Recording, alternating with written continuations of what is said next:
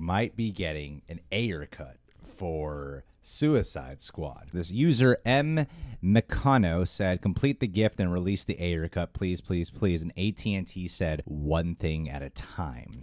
Honestly, to respond to that in that way means they're at least trying to get there or considering it, right? Yeah. I guess not.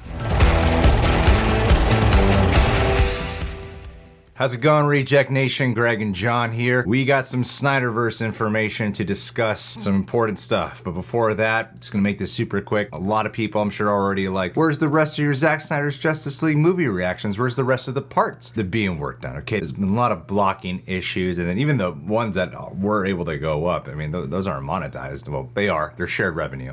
So, you know, our 1,000 viewers in Korea are really enjoying helping pay the bills on those reactions. Get that 10 cents. Let's do this. Everywhere else, not looking so hot. I mean, that's fine. I just wanted to get them to you. And we're just trying to get them to you. As long as they can be public and not blocked, they'll get to you, okay? We just want them to be the best looking quality they can be. Care about quality of the reaction more than anything else. There were parts of the reactions from yesterday that I almost just eliminated entirely, but I was like, no, there's got to be a way to figure out how to keep it in here with some of the audio, because this needs to be part of the reaction even if it's not monetized. We just want them to be the best quality, and they will get to you. They should all be out this week eventually. Now that that's out of the way, we gotta talk about some shit from Boris Karloff from WarnerMedia, aka Ann Sarnoff. I remember the name like that. Karloff, Sarnoff. Anywho, there's a lot of people who are breaking this article down already. There's a bunch of movie channels where she was on Variety, and the biggest takeaways, I'm sure you've already heard by this point.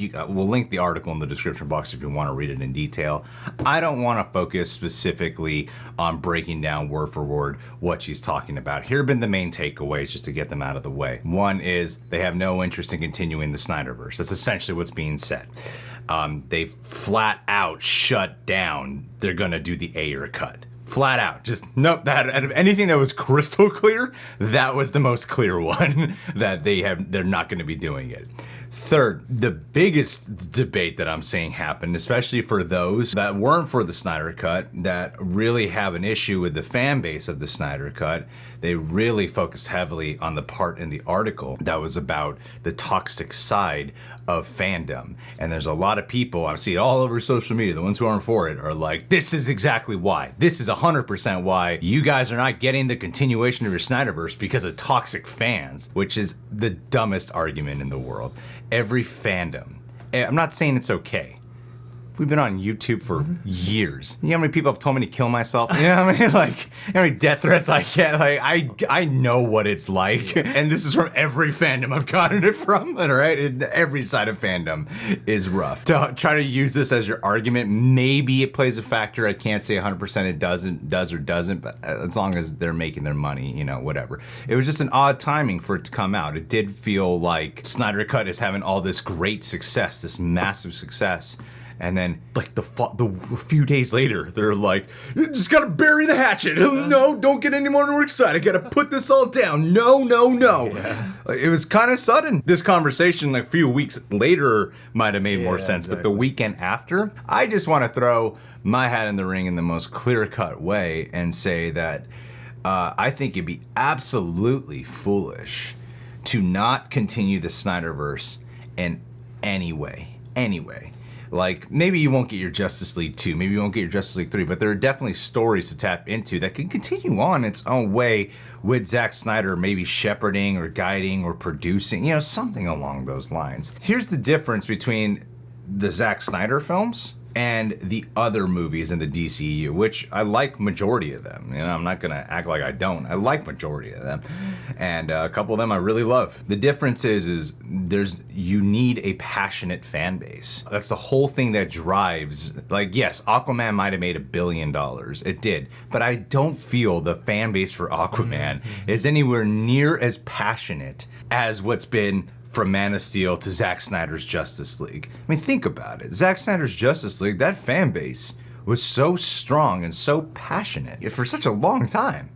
That's what drove it to get to this point. And here's another reason why I think it's, like, even before Zack Snyder's Justice League, you might have been able to argue with it a bit more. But the fact of the matter is this. The movie came out. It's Zack Snyder's highest rated movie from critics and audiences. And yes, it not only satisfied the passionate fans, I'm seeing plenty of people who don't like Man of Steel and BVS, but really enjoyed this movie. A lot of people. So not only did it satisfy that passionate fan base, it garnered fans as well. I can't say everyone. I know there's gonna be people in there who are like, no, screw this movie, no, I hate it. But there's plenty of people who didn't like any of this before and are like, Cosmonaut Variety Hour is a channel I love his videos. I really do. And I disagree with him on so many things, but I find him so entertaining and so funny, even in the fact that I disagree with him on so much. And he even enjoyed the movie. Red Letter Media, one of my favorite channels. I thought they'd tear this movie a new one, beginning to end. And while they, make fun of it and while they like clown on stuff, they have some criticisms that sure are valid. I was actually surprised by the fact that I'm like, they actually seem like they enjoyed this. Dan Murrell doesn't like Man of Steel and BVS. Ended up really enjoying the hell out of this. Spoiler review is all mainly dedicated to why he loves this movie. This movie won over people. So this is the time where you ride the momentum of the Snyderverse. I get WB's have plans, but I'm like, why do you guys want to stick to your guns now on your plans? How many times have you guys scrapped your plans with DC films?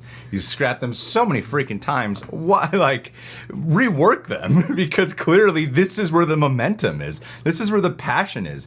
This movie was top trending on social media for so many days in a row. Yeah, I just think it would be absolutely silly to not lean into where the passionate excitement is and instead go, no, put that away. We want to do our own thing, Yeah, I agree with you. I mean, she goes on in this article to say, we have so much we want to do across so much media, and I feel like that alone is sort of argument for why not include Zack Snyder or even David Ayer in a different way. I mean, that's the shortest answer in the whole interview is, nope, we're not going to pursue the Ayer cut.